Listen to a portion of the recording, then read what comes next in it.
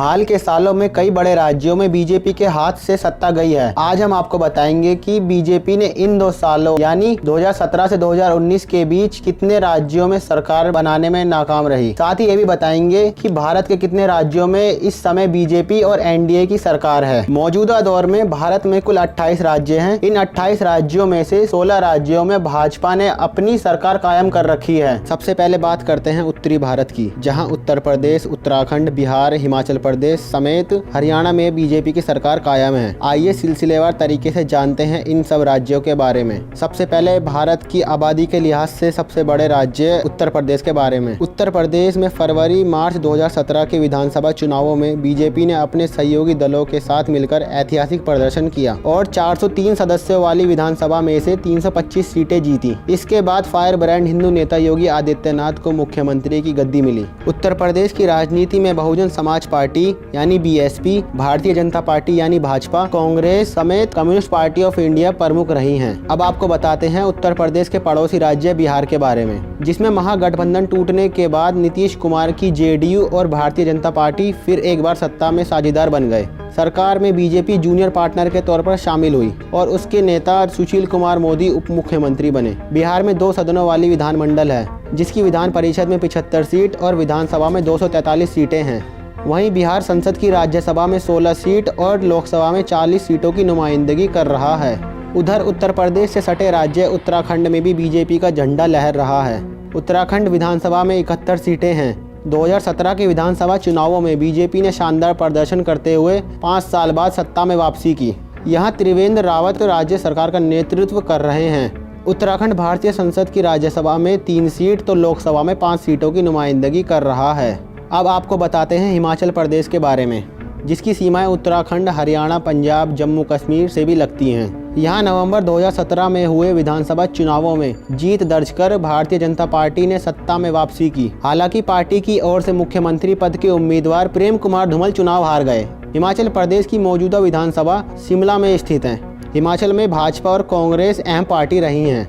अब बढ़ते हैं हिमाचल प्रदेश के बॉर्डर से लगे राज्य हरियाणा की ओर। हरियाणा विधानसभा में कुल 90 सीटें हैं। बीजेपी के मनोहर लाल खट्टर हरियाणा के मुख्यमंत्री हैं। उन्होंने 2014 के चुनावों में पार्टी को मिले बहुमत के बाद सरकार बनाई। 2019 में बीजेपी को हरियाणा में बहुमत नहीं मिल पाया, लेकिन जननायक जनता पार्टी यानी जेजेपी के साथ गठबंधन कर खट्टर ने सरकार बनाई। संघ से जुड़े खट्टर प्रधानमंत्री मोदी के करीबी समझे जाते हैं। हरियाणा राज्यसभा में 5 सीट और लोकसभा में 10 सीटों की नुमाइंदगी कर रहा है। अब दक्षिण भारत की राजनीति पर नजर डालते हैं, जहां बीजेपी के पास 2 राज्य हैं, जिनमें कर्नाटक और गोवा शामिल है। सबसे पहले कर्नाटक, क्योंकि कर्नाटक ही वो राज्य है जहां से बीजेपी दक्षिण भारत की राजनीति में दाखिल हुई थी। 2018 में हुए विधानसभा चुनावों में कर्नाटक में बीजेपी सबसे बड़ी पार्टी बनी। 2018 में बीजेपी बहुमत साबित नहीं कर पाई। 2019 में कांग्रेस जेडीएस के 15 विधायकों के इस्तीफा देने की वजह से बीजेपी बहुमत के आंकड़े तक पहुंच गई। इसके साथ ही बीजेपी के बीएस येदियुरप्पा कर्नाटक के मुख्यमंत्री बने। कर्नाटक में 2 सदनों वाली विधानमंडल है, जिसकी विधान परिषद में 75 सीट और विधानसभा में 225 सीटें हैं। वहीं कर्नाटक संसद की राज्यसभा में 12 सीट तो लोकसभा में 28 सीटों की नुमाइंदगी करता है। अब बढ़ते हैं कर्नाटक से सटे भारत के सबसे छोटे राज्य गोवा की ओर। गोवा आबादी के लिहाज से भारत का 4था सबसे छोटा राज्य है। इस राज्य में 2017 के विधानसभा चुनाव के बाद रक्षा मंत्री मनोहर पर्रिकर को वापस मुख्यमंत्री पद की जिम्मेदारी संभालने के लिए भेजा गया। 2019 में पर्रिकर के निधन के बाद भाजपा के प्रमोद सावंत को गोवा का मुख्यमंत्री बनाया गया। चुनाव में सबसे ज्यादा सीटें जीतने के बावजूद कांग्रेस को यहाँ विपक्ष में बैठना पड़ रहा है। गोवा की मौजूदा विधानसभा में कुल 40 सीटें हैं। साथ ही गोवा संसद की राज्यसभा में 1 सीट तो लोकसभा में 2 सीटों की नुमाइंदगी कर रहा है। अब भारत के पश्चिमी छोर पर मौजूद गुजरात की बात करते हैं, जहां 1998 से लगातार बीजेपी की सत्ता कायम है। प्रधानमंत्री बनने से पहले नरेंद्र मोदी 12 साल तक गुजरात के मुख्यमंत्री रहे हैं और मौजूदा दौर में गुजरात सरकार की कमान बीजेपी के मुख्यमंत्री विजय रूपाणी के हाथों में है। गुजरात की विधानसभा में कुल 182 सीटें हैं। इसके अलावा गुजरात राज्यसभा में 11 सीट और लोकसभा में 26 सीटों की नुमाइंदगी कर रहा है। अब भारत के खूबसूरत हिस्से यानी उत्तर पूर्व की ओर बढ़ते हैं। यहाँ मौजूद 7 राज्यों को 7 सिस्टर यानी 7 बहनें भी कहा जाता है। 2017 में बीजेपी यहाँ 3 राज्यों में सरकार नहीं बना पाई थी, जिनमें मिजोरम, त्रिपुरा और मेघालय शामिल हैं। लेकिन अब इन सभी 7 राज्यों में बीजेपी और उसके सहयोगी दलों की सरकार कायम है। अब आपको बताते हैं इन 7 सिस्टर्स के बारे में। सबसे पहले असम। चाय की पैदावार के लिहाज से असम देश का सबसे बड़ा राज्य है। असम में बीजेपी के सर्बानंद सोनोवाल मुख्यमंत्री हैं। 2016 में हुए राज्य विधानसभा चुनावों में भाजपा ने 86 सीटें जीतकर राज्य में एक दहाई से चल रहे कांग्रेस शासन को खत्म किया और भाजपा ने इतिहास रचते हुए पहली बार पूर्वोत्तर के किसी राज्य में सरकार बनाई। सोनोवाल खेल एवं युवा मामले के मंत्री और असम के लखीमपुर से सांसद भी हैं। असम में हाल में हुई एनआरसी से लोगों को काफ़ी दिक्कतों का सामना करना पड़ा है। इस लिस्ट ने असम के 19 लाख लोगों की नागरिकता पर सवाल खड़ा कर दिया है। इसका खामियाजा भाजपा को असम के 2021 में होने वाले चुनावों में भुगतना पड़ सकता है, क्योंकि असम भारतीय संसद की राज्यसभा में 7 सीट और लोकसभा में 14 सीटों की नुमाइंदगी कर रहा है। असम की अहम पार्टियों में Indian national Congress, Bharatiya Janata party, Assam Gana Parishad, all India United democratic front समेत बोडोलैंड पीपुल्स फ्रंट जैसी पार्टियां शामिल हैं। अब बढ़ते हैं असम के उत्तर में मौजूद अरुणाचल प्रदेश की ओर। आपको बता दूं कि अरुणाचल का मतलब होता है उगते सूरज का पहाड़, यानी mountain of the rising sun. इस राज्य के बॉर्डर पूर्व में म्यांमार, पश्चिम में भूटान और उत्तर में तिब्बत से मिलते हैं। अरुणाचल प्रदेश के मुख्यमंत्री पेमा खांडू हैं, जो दिसंबर 2016 में भाजपा में शामिल हुए। सियासी उठापटक के बीच पेमा खांडू कांग्रेस छोड़ people's party of Arunachal Pradesh में शामिल हुए और फिर बीजेपी में चले गए। इस राज्य की राजनीतिक पार्टियों में भारतीय जनता पार्टी, अरुणाचल कांग्रेस मेईतो कांग्रेस दोलो, पीपुल्स पार्टी ऑफ अरुणाचल शामिल हैं। अरुणाचल प्रदेश संसद की राज्यसभा में 1 सीट और लोकसभा में 2 सीटों की नुमाइंदगी कर रहा है।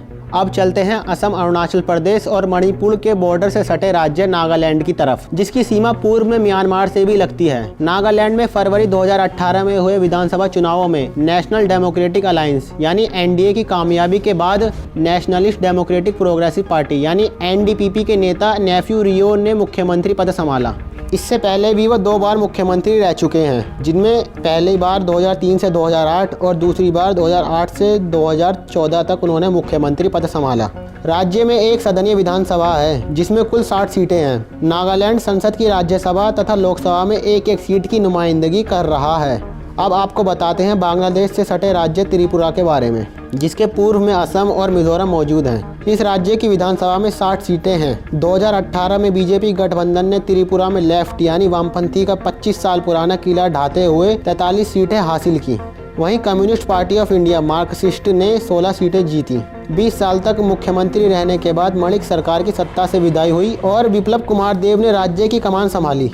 त्रिपुरा संसद की राज्यसभा में 1 सीट तो लोकसभा में 2 सीटों की नुमाइंदगी कर रहा है। अब जानते हैं बादलों के घर यानी मेघालय के बारे में, जिसमें 2018 में हुए राज्य विधानसभा चुनावों में कांग्रेस सबसे बड़ी पार्टी बनने के बावजूद सरकार बनाने में नाकाम रही।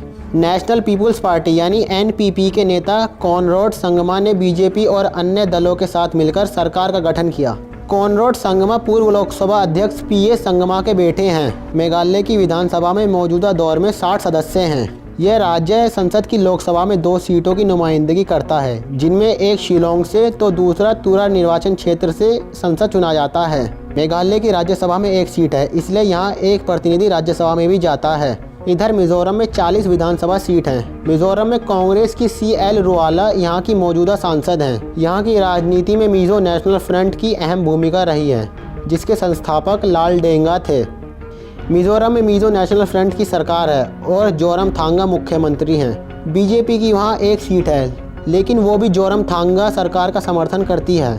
मिजोरम राज्यसभा और लोकसभा में 1-1 सीट की नुमाइंदगी कर रहा है। पूर्वोत्तर के मणिपुर राज्य में 2017 में पहली बार बीजेपी की सरकार बनी, जिसकी अगुवाई पूर्व फुटबॉल खिलाड़ी एन बीरेन सिंह कर रहे हैं। वह राज्य के 12वें मुख्यमंत्री हैं। इस राज्य में भी कांग्रेस सबसे बड़ी पार्टी होने के बावजूद सरकार नहीं बना पाई। मणिपुर विधानसभा में कुल 60 सीटें हैं। साथ ही मणिपुर संसद की राज्यसभा में 1 सीट और लोकसभा में 2 सीटों की नुमाइंदगी कर रहा है।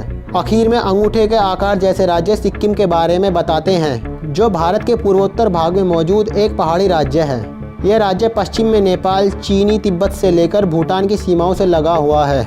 आपको बता दूं कि सिक्किम की विधानसभा में भारतीय जनता पार्टी का एक भी विधायक नहीं है, लेकिन यहाँ की सत्ताधारी सिक्किम डेमोक्रेटिक फ्रंट यानी SDF NDA का हिस्सा है। इस तरह सिक्किम भी उन राज्यों की लिस्ट में आ जाता है जहाँ बीजेपी और उसके सहयोगियों की सरकार है।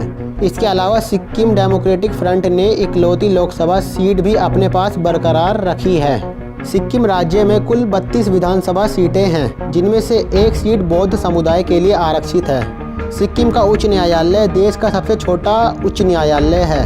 इस तरह भारत के कुल 28 राज्यों में से 16 राज्यों में भारतीय जनता पार्टी या उसके सहयोगियों की सरकार कायम है। हाल के सालों में मध्य प्रदेश, छत्तीसगढ़, राजस्थान, महाराष्ट्र और झारखंड जैसे बड़े राज्य बीजेपी के हाथ से फिसले हैं। बीजेपी के सत्ता शासित राज्यों में 2017 से अब तक 30% की गिरावट आई है। मुल्क के मौजूदा हालातों पर गौर करते हुए अब देखना यह है कि 2020 में दिल्ली और बिहार में किसकी सरकार बनती है। वहीं 2021 में तमिलनाडु, पश्चिम बंगाल, असम, केरल समेत पुदुचेरी में भी चुनाव होने वाले हैं। अब देखना है कि क्या CAA, NRC और NPR लाने के बाद भी बीजेपी सरकार बना पाएगी या ये गिरावट जारी रहेगी।